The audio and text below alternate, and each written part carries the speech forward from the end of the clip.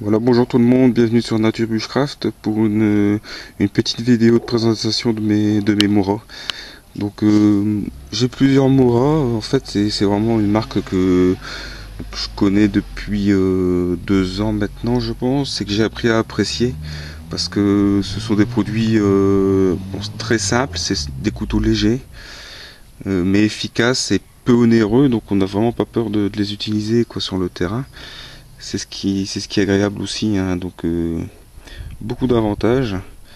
Donc sur les modèles que j'ai là, moi personnellement, ce sont des matériaux synthétiques.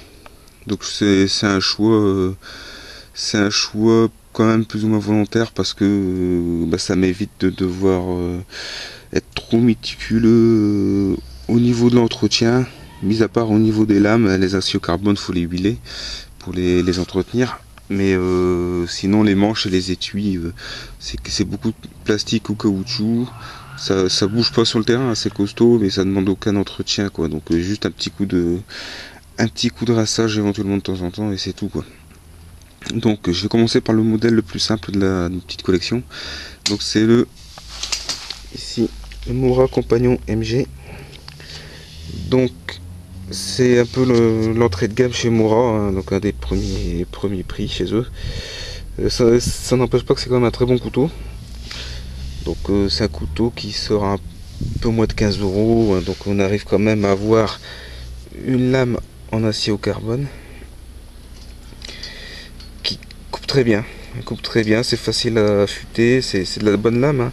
On a une soie qui va arriver à peu près, si je ne me trompe pas, à ce niveau aussi, donc c'est quand même rassurant au niveau de la solidité du couteau.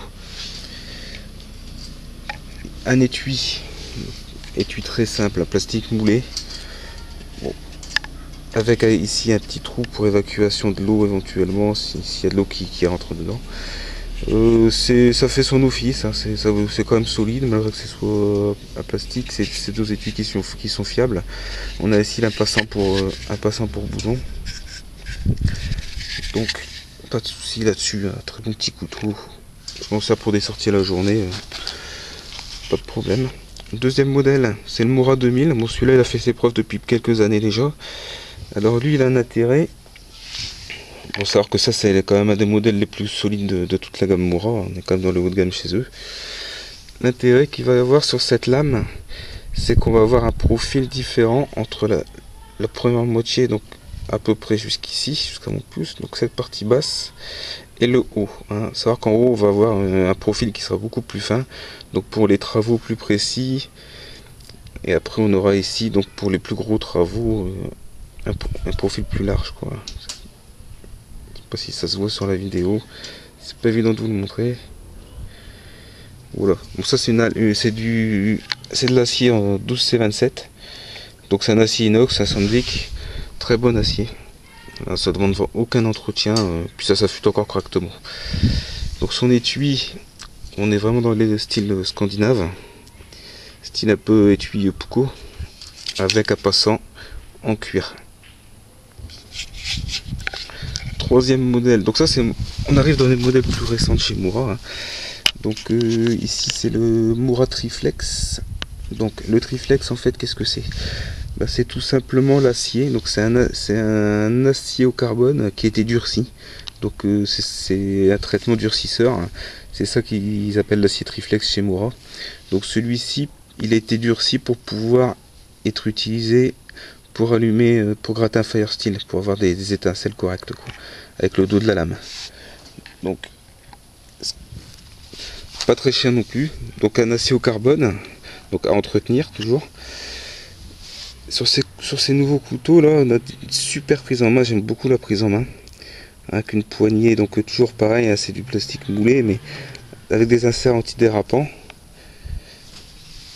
On a une bonne dimension du manche, hein. Très bonne tenue pour travailler, pour les travaux un peu plus lourds entre guillemets, hein. Donc c'est propre, c'est bien fini. L'étui toujours plastique, donc voilà, donc toujours un peu la même conception, je vais dire suédoise.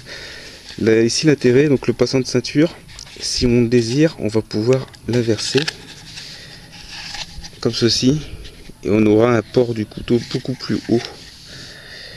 Donc ça, tout dépend comment on souhaite porter le couteau, quoi. Mais ça permettra éventuellement de le camoufler sous une veste si on veut le porter discrètement, quoi. Et donc dernier modèle, donc ça il ressemble très fort au Triflex, c'est le Bushcraft Force. Donc en fait la différence qu'on va avoir, mis à part les couleurs, hein, donc là on est sur du 12C27 en lame, en acier. Donc un acier inoxydable, hein, donc très bon acier inoxydable. Pour moi, franchement à mon sens, c'est le meilleur acier inoxydable. Parce que c'est un acier qui garde bien son tranchant longtemps et qui s'affûte bien. Alors la différence par rapport au Triflex, donc je sais pas s'il sera évident, il y a en fait on a une lame qui est plus forte sur le Bushcraft, un peu plus longue. Je pense que ça se voit à la vidéo. Elle est un peu plus longue de 5 mm, un peu plus large aussi et un peu plus épaisse. Et on a une lame une soie traversante, hein, vraiment dans le manche. Donc on a vraiment, ça c'est plus haut de gamme aujourd'hui chez Mora, dans la gamme actuelle. Savoir que c'est quand même un couteau qu'on touche à moins de 40 €, quoi. Donc pour un haut de gamme, c'est pas mal. Et donc là on peut lui en demander, il porte bien son nom de Bushcraft Force, parce que bon, c'est vraiment un couteau très robuste pour le camp, pour petit couteau polyvalent de camp, c'est très très bon, quoi. Donc voilà, bon après l'étui du Force c'est la même chose que pour le Triflex, exactement la même conception. Donc voilà. Donc bah écoutez, j'espère que ça vous aura plu, et si vous avez des questions ou des coms, bah, n'hésitez pas à m'en laisser sur Nature Bushcraft. Allez, je vous dis à bientôt, salut.